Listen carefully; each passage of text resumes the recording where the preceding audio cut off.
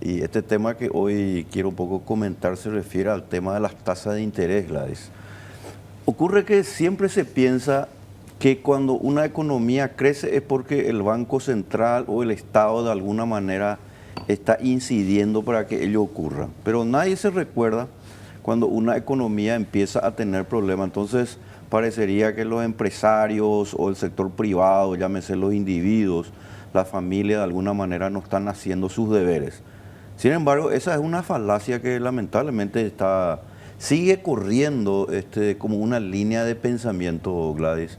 Y obviamente va a seguir corriendo porque en los propios centros de estudios, digamos en los institutos y en las universidades se enseña que obviamente la demanda agregada, donde el Estado viene a ser una suerte de dispensador de riqueza, es el causante del progreso de la economía. Y no es así. Y mira, te cuento ahora, por ejemplo, que como sabemos la información a nivel mundial, porque todo esto se inicia de luego con la Reserva Federal, que nuevamente está elevando las tasas de interés y elevó las tasas de interés. Cuando se elevan las tasas de interés a partir de los bancos centrales, lo que se está haciendo es, en términos así técnicos, es que el Banco Central eleva las tasas de interés para que los bancos privados puedan depositar sus excedentes en el Banco Central y de esa manera obviamente el Banco Central capta esa mayor cantidad de dinero disminuyendo la liquidez en el mercado. Entonces cuando las tasas de interés son altas, obviamente ese dinero se destina a través del mercado abierto al Banco Central. Y es lógico, ¿verdad? Los bancos centrales, en este caso los bancos privados, van a preferir las tasas de interés que le ofrecen los bancos centrales. Claro, y como el dinero es un bien, como cualquier otro, es un bien. Está bajo la ley de la oferta y la demanda. Es un punto importante, Gladys. Es una mercancía más. El dinero es una mercancía más. Pero ocurre que allí el Banco Central tiene un poder, digamos, de mayor influencia en el mercado, porque desde luego, cuando quiere de alguna manera impedir de que haya mucho dinero, mucha liquidez dentro de la economía, el Banco Central le ofrece esas tasas de interés más altas y obviamente los bancos privados van y depositan ese dinero en la banca central, en todos los bancos centrales. Y de esa manera se hace una suerte de política cíclica y contracíclica, ¿verdad? Pero ¿dónde está el problema, Gladys? El problema está en que ahora todo el mundo se queja que la inflación está creciendo, de que realmente los precios de lo que se llama el poder adquisitivo de nuestra moneda está cada vez más flojo. Y es cierto, eso se nota. Pero lo que nosotros tenemos que darnos cuenta es que el causante de esta situación no es el sector privado, sino que es el propio Estado a través del Banco Central. ¿Y por qué ocurre esto? Porque en realidad la inflación que se había generado y que ahora intentan parar sacando esa liquidez de dinero para que vaya al Banco Central, porque al haber menos dinero pues va a bajar la inflación nuevamente, ¿verdad? Pero ocurre que eso que ocurrió, es decir, el aumento de la inflación fue el resultado de una política deliberada que realizó en su momento la banca central. Y el ejemplo así muy interesante que se puede mostrar a nivel, digamos, internacional y que se puede dar aquí en el Paraguay, es cuando en el año 2007 nosotros tuvimos una gran crisis, la más grande crisis luego de la de 1929 a nivel mundial, que es la famosa crisis de las hipotecas subprime.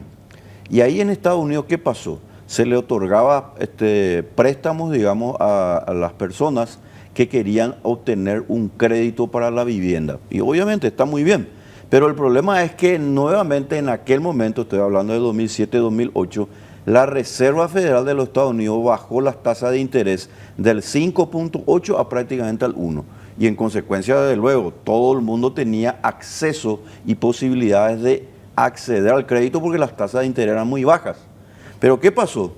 Cuando eso se extendió a nivel, primero a nivel de Estados Unidos y después se hicieron hipotecas, esas sumas de dinero que de alguna manera se tenían que pagar por las hipotecas mensualmente, ¿qué pasó? La gente, en realidad, buena parte de la gente no tenía condiciones de volver a pagar porque lamentablemente las tasas de interés no están supeditadas al control del Estado, está supeditado a la cantidad real de ahorro.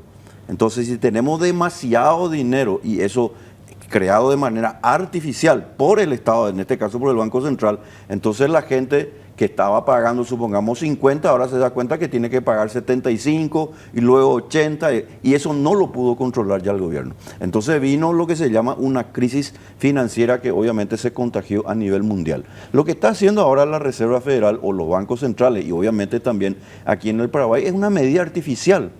Entonces la pregunta nomás es la siguiente: ¿por qué no dejamos que el mercado de manera de acuerdo a los mecanismos, como bien dijiste ahí, Gladys? El dinero pues es una cuestión que se está supeditado a la cantidad de oferente y demandante. Desde luego esto tiene ciclos. De repente la economía puede crecer y puede tener algunos inconvenientes. Ahora, por ejemplo, la economía va a crecer porque obviamente nosotros tenemos un incremento importante de los precios de los commodities, la agricultura está funcionando, etcétera, etcétera. Pero ¿por qué nuevamente el Estado tiene que meterse en ese tema? Y porque supuestamente nosotros estamos entrando en un problema de inflación.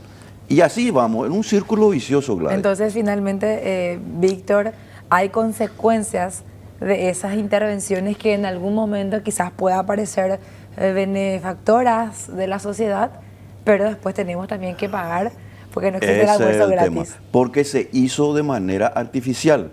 Y como decía Milton Friedman, no hay tal cosa como un almuerzo gratis, ¿verdad? Ese es el punto. Entonces, el causante de la situación de los ciclos económicos no se debe a la actividad privada, sino se debe al intervencionismo por parte del Banco Central, que inyecta dinero o directamente, ¿verdad?, lo que hace es comprar esos depósitos de los bancos privados para que vayan al Banco Central, que es lo que ahora se está haciendo. ¿Por qué? Porque las tasas de interés, desde luego, son más altas y desde luego los bancos lo van a poner en el Banco Central. Y de esa manera se van a bajar nuevamente la cantidad de dinero en el mercado y va ciertamente a bajar la inflación.